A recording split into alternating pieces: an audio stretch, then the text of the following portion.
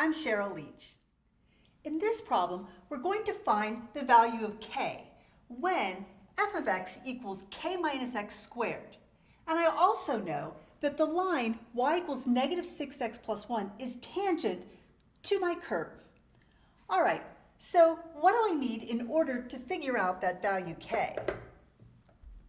Well, if I knew a solution point to this particular function, I could plug the x in and the y in and calculate k. So what we need is a solution point to f. So we need xy, which is the solution point for my function f. Okay, well, how can I get a solution to that function f? Well, let's take a look at this tangent line that I have. Okay? Well, I know that the slope of a tangent line can be found by taking the derivative of the function. But because this is already the tangent line, I can read right off what the slope is. So now that means that the slope of the tangent line has to be negative 6. Okay, so let's go ahead and find the slope of the tangent line.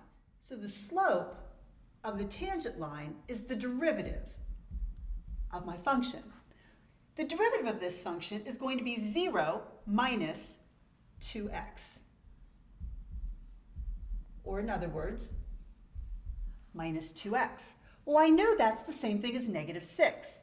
So minus 2x must equal minus 6, which means that this happens when x equals 3.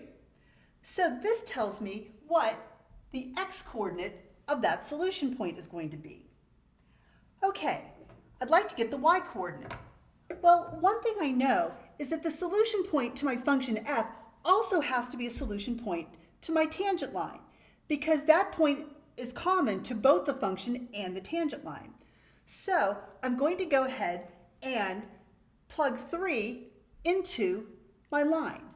So y is going to be minus 6 times 3 plus 1.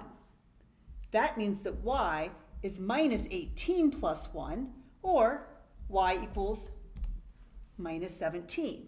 I now have the y-coordinate for that point. So now I can go ahead and answer my question.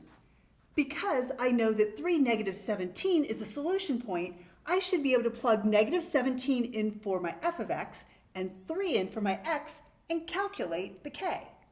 All right, so again, let's write this down. I know that f of 3 is going to equal negative 17 because it's a solution point.